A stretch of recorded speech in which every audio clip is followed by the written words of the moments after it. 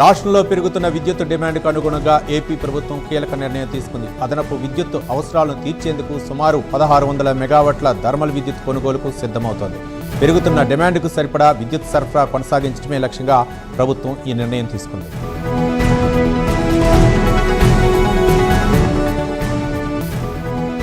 యానాం సమగ్ర అభివృద్ధి తన ప్రధాన లక్ష్యమని మంత్రి మల్లాడి స్పష్టం చేశారు. తనపై విశ్వాసం ఉంచి 7 శాఖల బాధ్యతలు అప్పగించిన పుదుచ్చేరి ప్రభుత్వానికి కృతజ్ఞతలు తెలిపారు. తనకు అప్పగించిన బాధ్యతను సమర్థవంతంగా నిర్వహిస్తానని స్పష్టం చేశారు.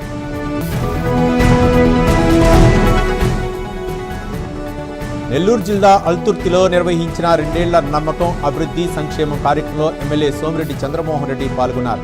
రాజకీయాల్లో ఉన్నవారు సంయమనంతో వ్యవహరించాలని, భాషపై నియంత్రణ పాటించాలని సోమిరెడ్డి సూచించారు. ఈ సందర్భంగా మాజీ మంత్రి కాకాని గోవర్ధన్ రెడ్డిపై తీవ్ర విమర్శలు చేశారు.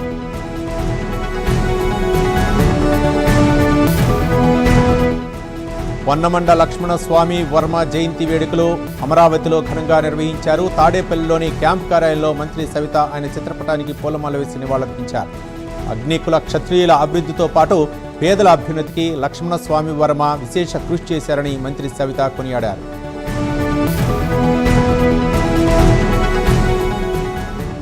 అంతర్వేది క్షేత్రాన్ని రాష్ట్రంలోని విశిష్ట ఆధ్యాత్మిక పర్యాటక కేంద్రంగా అభివృద్ధి చేయటమే లక్ష్యమని ఎమ్మెల్యే దేవ వరప్రసాద్ అన్నారు. అంతర్వేది శ్రీ లక్ష్మీ నరసింహస్వామి దేవస్థానంలో అభివృద్ధి పనులపై అధికారులతో సమీక్షా సమావేశం నిర్వహించారు.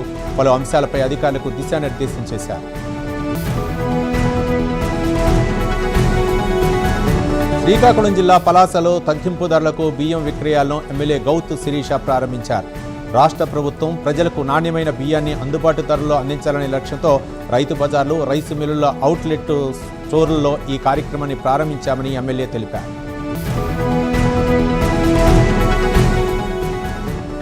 అనకాపల్లి జిల్లాలో డిఎస్సి నియామకాలపై వైసీపీ ఆందోళన చేపట్టింది. డిఎస్సి నియామకాల్లో అక్రమాలు, అవకతవకలు జరిగాయని ఆరోపిస్తూ సిబిఐ విచారణ జరపాలని డిమాండ్ చేస్తూ రిలే నిరాహార దీక్షలు చేపట్టారు. అనకాపల్లి 4 రోడ్ల జంక్షన్లో నియోజకవర్గ సమన్వయకర్త మలసాల భరత్ కుమార్ ఆధ్వర్యంలో ఈ దీక్షలో విద్యార్థులు, యువత, వైసీపీ శ్రేణులు పాల్గొన్నారు.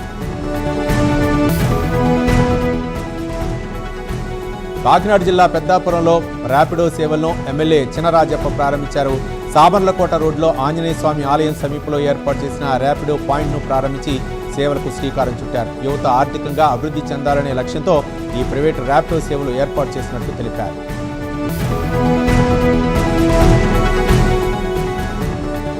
నంద్యాల జిల్లా మండలంలో నిర్వహించిన ఇంటింటికి తెలుగుదేశం కార్యక్రమంలో ఎమ్మెల్యే గిత్తా జయసూర్య పాల్గొన్నారు. కూటమి ప్రభుత్వం 2 ఏళ్ల పాలనలో అమలు చేసిన సంక్షేమ పథకాలు ప్రతి ఒక్కరికి చేరుతున్నాయని ఎమ్మెల్యే తెలిపారు.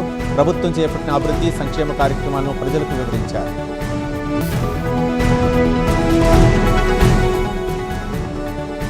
కర్నూలు జిల్లా ఎమ్మిగనూరులో సూపర్ ఫైన్ బియ్యం విక్రయాల కోసం ప్రత్యేక కౌంటర్ను ఎమ్మెల్యే డాక్టర్ బివి జయనాగేశ్వరరెడ్డి ప్రారంభించారు. రాష్ట్ర ప్రభుత్వ ఆదేశాల మేరకు రైస్ మిల్లర్ల అసోసియేషన్ ఆధ్వర్యంలో ఈ కౌంటర్ ఏర్పాటు చేశారు. వినియోగదారులకు అందుబాటు ధరలో నాణ్యమైన బియ్యం అందించడమే ఈ కార్యక్రమం లక్ష్యమని ఎమ్మెల్యే అన్నారు.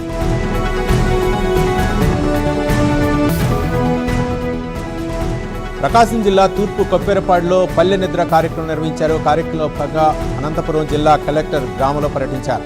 గ్రామస్తులతో నేరుగా మాట్లాడి వారి సమస్యలను తెలుసుకుని వాటిని గ్రామ స్థాయిలోనే పరిష్కారం అయ్యేలా అధికారులను ఆదేశించారు. కడపలోని మహావీర్ సర్కిల్లో ఉన్న శ్రీ సుబ్రహ్మణ్యేశ్వర స్వామి ఆలయంలో ఆడికృతిక వేడుకలు ఘనంగా నిర్వహించారు. ఆలయ అర్చకులు స్వామివారికి ప్రత్యేక అభిషేకాలు, పూజా కార్యక్రమాలు నిర్వహించారు.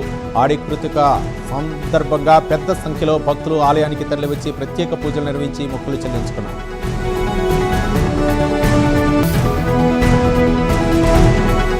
శ్రీకాకుళం జిల్లాలో రైలు ప్రమాదం త్రుటిలో తప్పింది. పలాస సమీపంలోని మందస రోడ్డు వద్ద ఒడిశా నుంచి విశాఖపట్నం వెళ్తున్న గూడ్స్ రైలు వెనుక బోగీల చక్రాలు పట్టాలపై నుంచి తప్పడంతో రైల్వే సిబ్బంది అప్రమత్తమయ్యారు. వెంటనే మరమ్మతులు పనులు చేపట్టి పరిస్థితిని అదుపులోకి తీసుకొచ్చారు.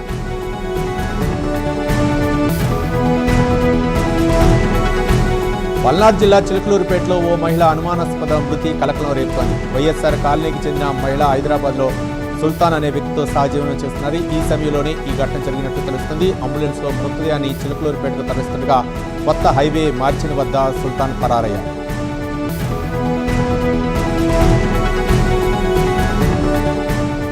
నంద్యాల జిల్లాలో శిథిలావస్థకు చేరిన విద్యుత్ స్తంభం స్థానికుల్ని భయాందోళనకు గురిచేస్తుంది. చర్లకొత్తూరు గ్రామంలో ప్రమాదకరంగా మారిన విద్యుత్ స్తంభాన్ని వెంటనే మార్చాలని మహిళలు నిరసన చేపట్టారు.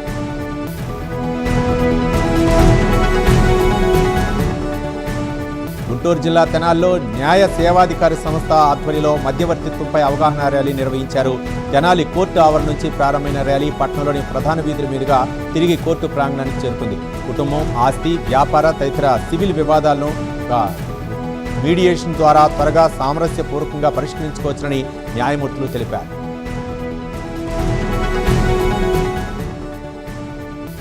మార్కాపురం జిల్లా పొదిల్లో దేశం కోసం మధ్యవర్తిత్వం వారోత్సవాల్లో భాగంగా అవగాహన ర్యాలీ నిర్వహించారు. మండల న్యాయ సేవాధికార సంస్థ ఆధ్వర్యంలో నిర్వహించిన ఈ కార్యక్రమానికి జడ్జి శ్రీ ప్రత్యుష ముఖ్య అతిథిగా హాజరయ్యారు. స్థానిక కోర్టు నుంచి పెద్ద బస్టాండ్ వరకు బైక్ ర్యాలీ నిర్వహించి ప్రజలకు మధ్యవర్తిత్వంపై అవగాహన కల్పించారు.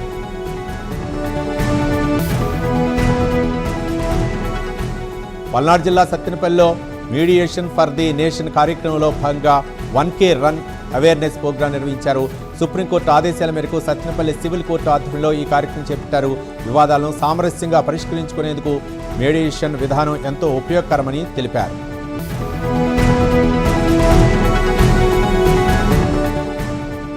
పశ్చిమ గోదావరి జిల్లా తాడేపల్లిగూడలో విషాదం చోటు చేసుకుంది. పాతూరు సుబ్రహ్మణ్యేశ్వర స్వామి ఆలయం సమీపంలోని రైల్వే ట్రాక్పై రైలు ఢీకొని గుర్తు తెలియని వ్యక్తి మృతి చెందారు. సమాచారం అందుకున్న రైల్వే జీఆర్పీ పోలీసులు ఘటనాస్థలాన్ని పరిశీలించారు. ట్రాక్ దాటుతున్న సమయంలో ప్రమాదం జరిగి ఉండవచ్చునని ఎస్ఐ అప్పారావు తెలిపారు.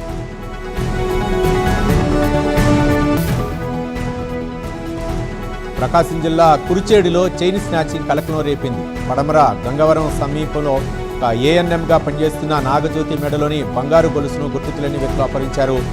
అలవలపాడు బస్టాండ్ సమీపంలో వచ్చిన ఇద్దరు వ్యక్తులు ఆమె మెడలోని గొలుసును లాక్కుని పరారయ్యారు.